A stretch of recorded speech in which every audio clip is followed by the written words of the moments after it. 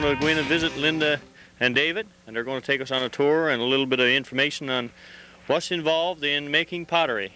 Now, you mentioned exploring the studio. Do you, over the period of a year, do you guys give tours and invite school children in? Oh, definitely. Linda's had the Sparks down, and who else, Linda? You've had the Home League in as well, is that right? Mm-hmm. Yeah, we really enjoy having students come by, and we do small mini workshops. We've had the people from Valmont come down for, a series of, I think it was 3 days. We had them down last year, and they'll probably be coming again this year, I hope.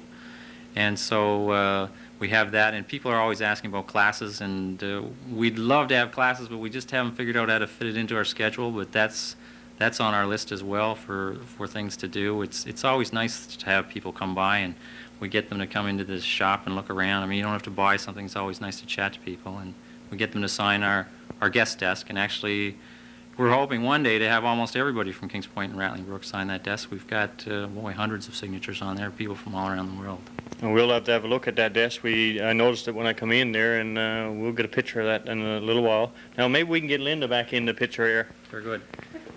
And here next to a big round machine. What do you call this machine? Those are called our kilns, or some people call them ovens. It's basically what we bake our clay in.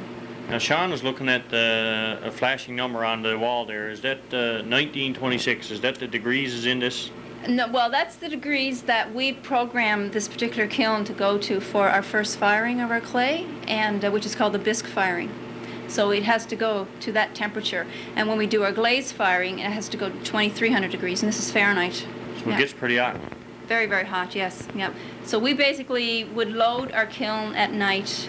Probably takes me 2 or 3 hours, depending on how much stuff goes in there. And we set the kiln usually 10 or 11 o'clock at night, and it usually fires all night and is turned off the next morning.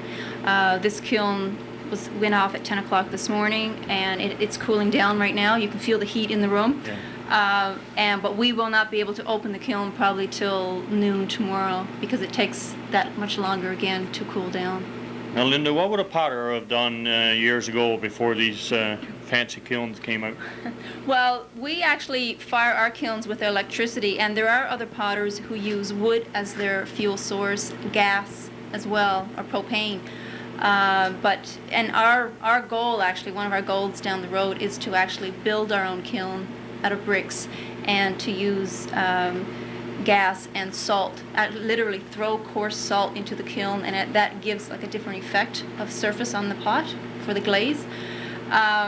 But years ago, it was mostly probably wood-fired kilns that they would use, and then gas and electricity came by. But we've only had these kilns for the past year and a bit, and before that, we had a much smaller kiln that we can take a look at in a minute. And we would literally have to be turning up the switches all the time and babysitting it. Whereas with these, it's all computerized. All we have to do is program in the temperature that we want, press the buttons, and that's it. It's like a treat to have something like that, believe me. I guess with newer technology now, things become much more easier for you guys? In some ways, yeah. But there's still, as you could tell, there's still a lot of work involved in the whole process, but there are ways and means of cutting corners, and for me, making all those long worms for handles before I had to make them all by hand. That's one way that we've cut corners, and with our kilns, we can get, probably 5 times the amount of work in one firing as we could with the smaller kiln and stuff like that. I guess when you go to sleep at night, you feel pretty good at yourself after you produce something new and something that's probably different than every other potter that's in the area? Some nights, yeah. It varies, but we've worked really hard this winter actually in our gallery show that we're going to show you in a minute, and we're hoping through that it gave us an opportunity to work on new ideas and new designs, because when you're doing production, you sometimes get lost into the whole production thing, and it's like you become a machine and you're not thinking anymore. So having worked on this gallery stuff, it's given us a chance to do some research and come up with new ideas, i.e. new products. So we're hoping for good things to come out of that. Let's go and have a look at the little kiln you were talking about. Maybe we can get some special effects of the eating elements in there? Sure will. And that here now is the elements that's in the kiln. And it looks to be very hot. Hopefully Sean won't get too close and burn himself. I wouldn't want to have to take Sean out of here today. shaped as a piece of a clay. Cool. All right. We're going to do some glazing now, and glazing is basically like painting. With potters, we tend to mix up our own glazes, and that's what you could relate to. Is it's like a painter mixing up their own paints. Instead of buying them from the store, you get to mix up your own. So that's a lot of fun. But on the other hand, when you're using high temperatures, there's a limited range of colors that you can use. Now this pot we showed you before has been baked once, and now we would take it out of the kiln or the oven, and we'd clean up the little details on it, and then we'd blow it off to get rid of all the dust, and then we dip it in our glaze buckets. Our glaze buckets are just basically big garbage buckets. And glaze is just the same as clay, except it's a different temperature. So what we're dipping it into is a much lower temperature, so it'll melt over the top to give you a glassy surface. So I'll take these glazing tongs here, and I dip it into the bucket, and then I'll shake it off, and then where the tongs are, we'll just clean it up by putting little tiny bits of glaze in there. But first I have to mix that up. And there's just water and ground up rock basically in there, but in the right proportions it makes the glaze.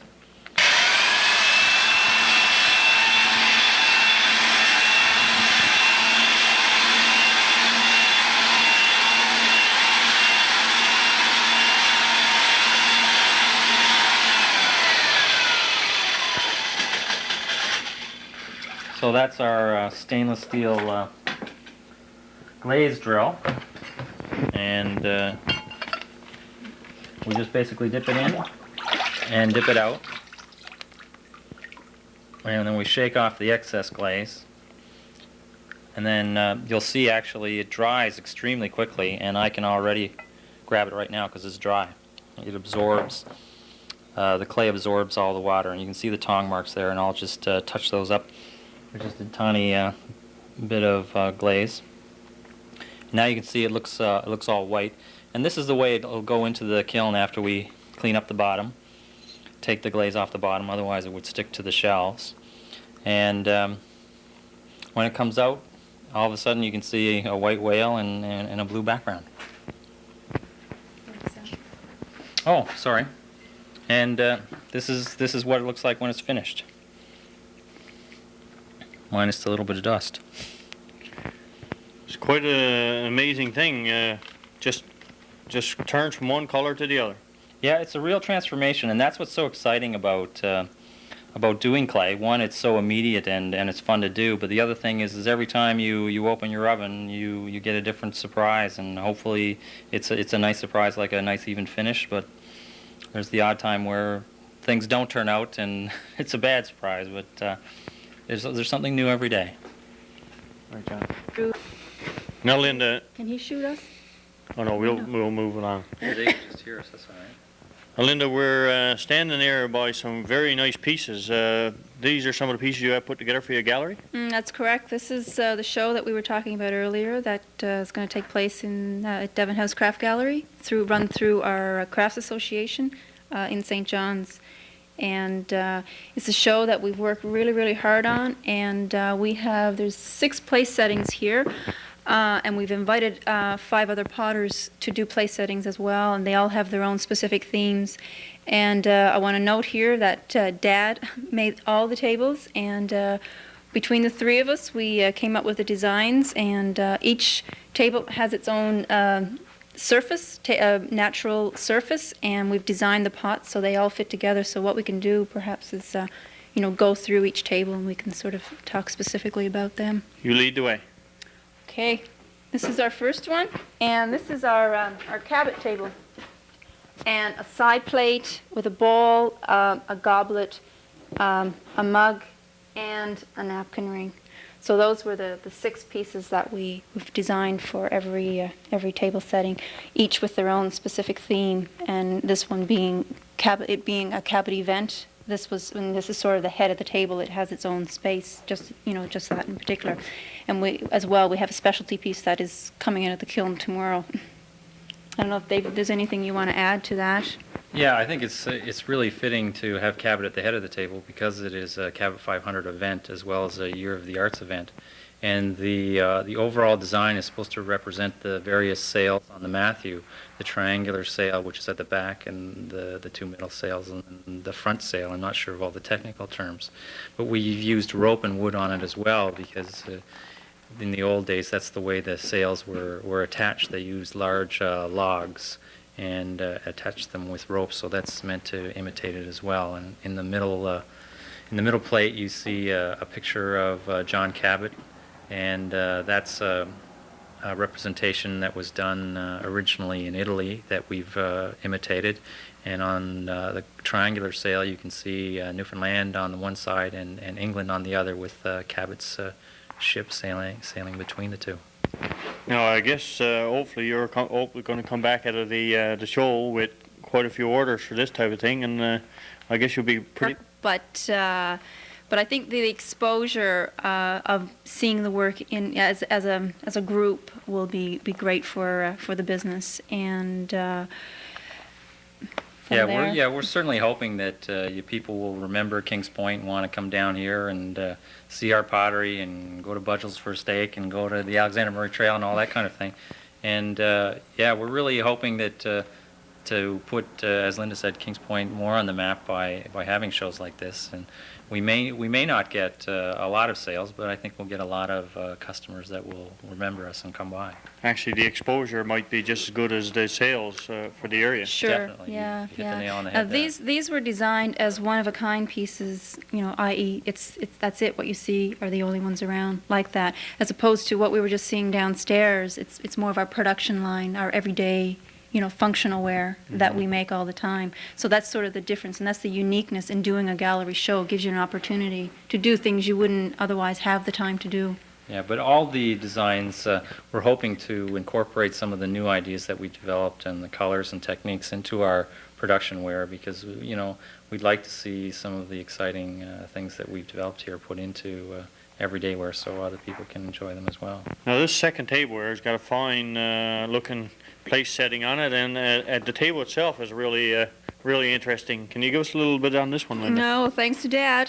He did all the hard work for that one. But basically, they're just the table surface itself is just made out of twigs of they're birch and whatever. Alders and what's Apps. that? There's That's probably right, apps there, yeah. And there's dogberries in there too. And boy, the smell of that when you were cutting that is just wonderful. Yeah. So he just sawed them in half, and basically they've been laid down, and he's had to straighten them out and stuff. So it's an incredible amount of work. But we chose that design to fit. This is our sheep theme. And we wanted a surface like, we call it our twig table with the sheep. And we want it to fit with the pots. And as well, you can see on the goblet we've chosen a special piece of wood just for the goblet handle. And the same thing with sheep. These are supposed to represent knitting needles. And the shape of this, a ball of yarn. It's all, interwoven in that respect. And this is our specialty piece. It's a cake plate, and we've made little sheep that are hanging here, and again, these are buttons that Dad made for us just to sort of incorporate the two medium together. Yeah, each setting is supposed to go around a particular kind of Newfoundland meal, and it wasn't all that long ago that there were quite a few sheep in Kings Point, and mostly people, of course, would use them for meat, but also for wool as well. Now, I guess we'll move on to the moss. This is the next one. Yep. This is our moose theme, and as you can see, we've done all these little cutouts. Those are the moose tracks. So we have our mug, our goblet, our bowl, and our side plate, and our dinner plate.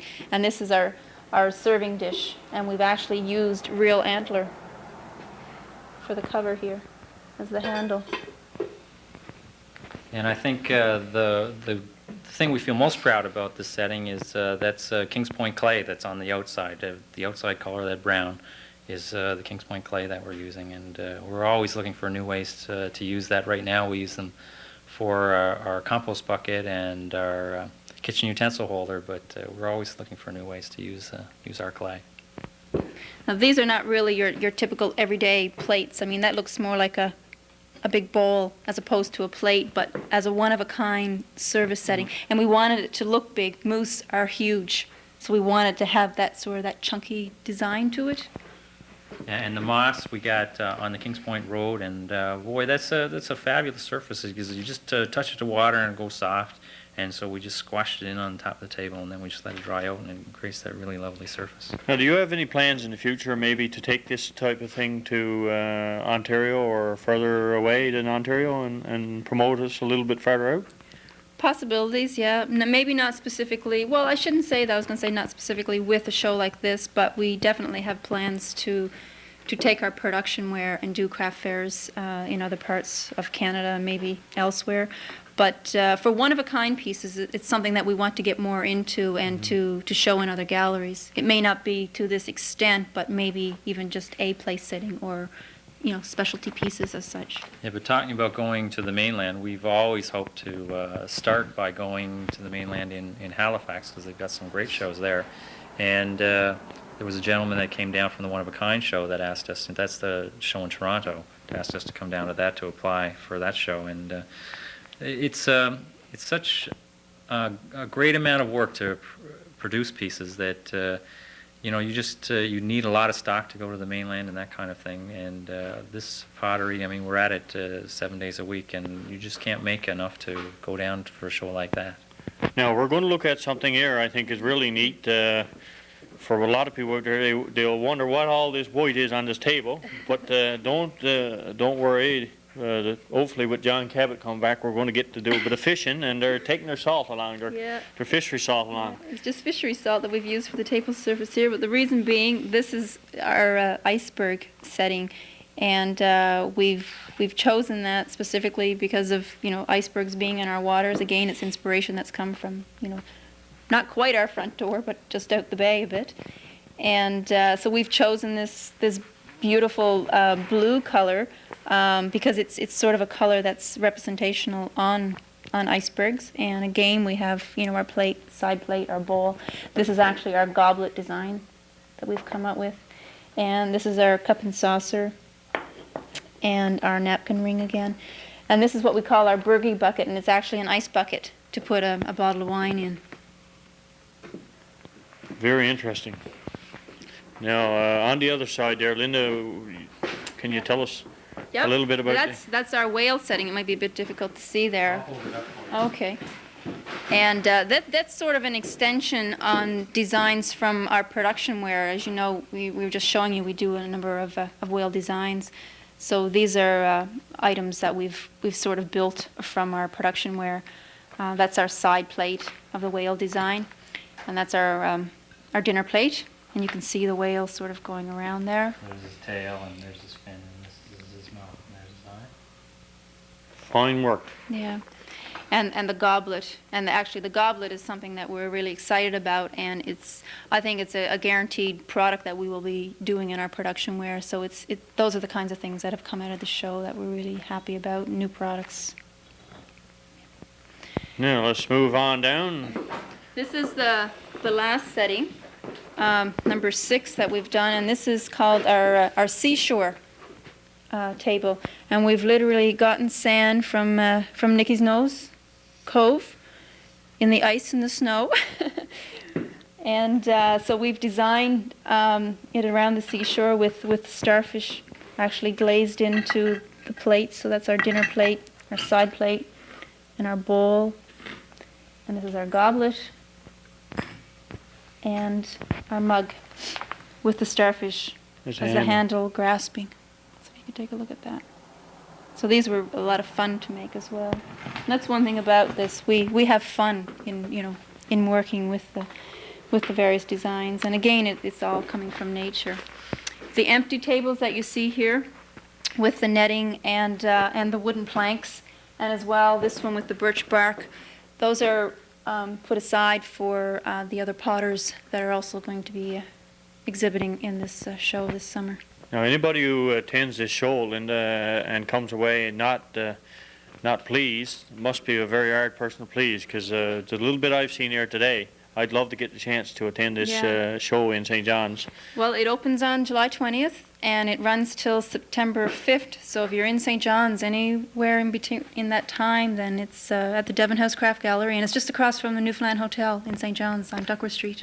Now, Linda, for anybody who's watching this and haven't visited your shop here in Kings Point yet, what hours are you open during the day? Well, we usually tell anyone that we leave a sign in the door. It says just check at the house if we're not in, but we're usually here from 9 till probably 9 and 10 o'clock at night. We're out for meals and stuff, but for the most part, it's 9 to 5 or at nighttime. But it's like we're on call. I guess we have no set hours. So drop by anytime you're interested in something? Yes, definitely. Or you can just give us a call and just ask if we're in the studio. Now, we were mentioning earlier about promoting your business. What type of advertising, and where do you advertise primarily into magazines? Well, our main advertising is really through our Newfoundland Labrador Travel Guide, and actually with the special project events this year, they have us on top of the list called the Newfoundland Table, what we've just looked at, and as well we're advertised in our specific region as a craft shop, and apart from that we have our highway signs. And other than that, it's word of mouth, and we attend craft fairs mostly in St. John's, and we get a lot of people, who've attended the craft fairs, and then they're traveling across the province, and they'll come in specifically to see the work. Now, during our Come Home year here locally this year, we're having some craft exhibitors. Are you going to be involved in this craft exhibit? Yes, we've booked a table for the whole week that we will be exhibiting our wares, specifically the products that we're designing for Come Home year. So people can get out and see it there? They sure can, yeah, and as well, people are welcome to come to the studio anytime. We love having people come by and local people, and it's a good educational experience just to to see how the work is actually made and just exactly what we do behind these four walls. Thanks, Linda, for giving us the afternoon. We've taken up pretty much of the afternoon. And I guess we've slowed down your production a little bit today. Oh, it's been worth it. We really appreciate the opportunity for you guys to come by, and by all means, drop by anytime. Anyone out there. Oh, okay. I was going to say, because that wouldn't be a lot of light for if you were taking a picture. But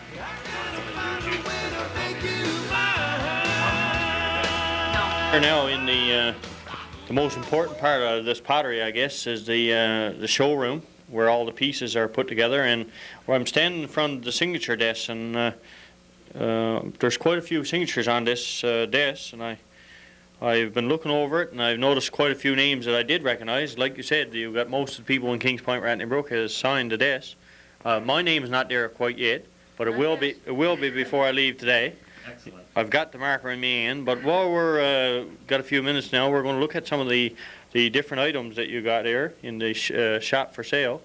Could you just show us, I know this is quite an interesting piece here. Can you just give us a little thought on what that is? Yep, we call this our tub of spoons, but it's used for utensils for the counter, just your spoons and spatulas and stuff like that. And we've specifically put Newfoundland and Labrador on it for, it's a great product for people who are coming home to visit, to purchase and stuff like that, as well as locals. And again, the brown color that's on here is actually the local clay that we dig, and we use it as the surface color. So that's sort of the special thing about this as well. Yeah, so the tub of spoons, the compost bucket, and the fatback barrel, Right. they all use the local clay. And actually at Halloween we also do a little miniature sort of pumpkin candle holder that we also use local clay for. And we get a lot of good responses to that. And this is our regular production line, a lot of blue and white, and we do all kinds of designs. These are small, what Linda calls candy dishes, and they come with the moose, the beaver, the rabbit, caribou, the eagles, The polar bear. polar bears, it goes Newfoundland on and pony, on. Yeah. Yeah, and those designs come in all kinds of different things. Linda's got their the tumblers that we use, and we Caribou. also, yeah. Bald eagle. And we also do the mugs. And that's the moose, yeah. And some other things that we just introduced last year were the spoon rests. And here we've got the Newfoundland pony. And when we were doing research, Linda went out beachside way, wasn't it? Yeah. That way to research the Newfoundland pony, take pictures of the ponies that were out that way. And the official image for Gross Morn is Arctic Hare. Arctic And so that's the rabbit that we have on this one as well. And we do some specialty pieces as well. And this is our fruit bowl with a cutout whale on it. And you can see the whale surfacing along the edge of the water. Now, as Linda said before, the shop is usually open here in time between 9 and 9, and if you come and the door is locked, that means they're probably away eating. So don't forget, the house is just behind the shop. Knock on the door and let them know you're interested, and they'll come out and let you in here to view anything that's here. Now, Linda, before we leave you today and close off the show, how interested are you in promoting this area when you go away? Like, do you just take away your pottery, or do you promote the old area, as a whole? Yeah, we promote the whole area. There's so many people who ask, where is Kings Point? And lots of times we have photographs that, we both of us take a lot of photos, and we always have those in the booth, and we're forever showing them to people. And sometimes we have a map there, so it's a great opportunity for promotion, and it's one of the best kept secrets around the province, that people really don't know about this area, because it is quite scenic and beautiful, and there's great opportunity here for this area to develop. Yeah, and when people come down to the shop, everybody's asking where to eat and what to see next, so we always tell them about the trail and everything else. And on the walls in the shop, we've got pictures of Kings Point and Rattling Brook in the area, done by Linda's brother Scott, and panoramic views from the top of the Haypook and all that kind of thing. But in order to be a successful business, you got to be part of the community, and we're very grateful for all the help that we've been given through the years. People like Alma Bartlett up at the Development Association, they refer customers here all the time, and Helen Pilgrim has kindly allowed us to put up a sign, and Dudley Burt's been helpful to us, and Windermere Cabins, the people from over there come over here, and we send people over there. Yeah, so it's a real community effort to succeed in any business, and we're really grateful for the people around here who have helped us out over the years. And I'm sure I'm forgetting people, but thank you all very much, and I know Linda feels the same way. So it's great to see business helping business this day and age, where it's not very often you find that, and locally you find it quite a lot. Oh, definitely, yeah. The thing about when I moved here to Kings Point, Linda said it would be a different world, and it really is. People are very concerned about what's happening to their neighbors, and that's a wonderful feeling. Coming from Ontario and all, where you don't know most of the people that live around you, whereas here it's the exact opposite. Quite different. Now, I must sign this desk here, the signature desk.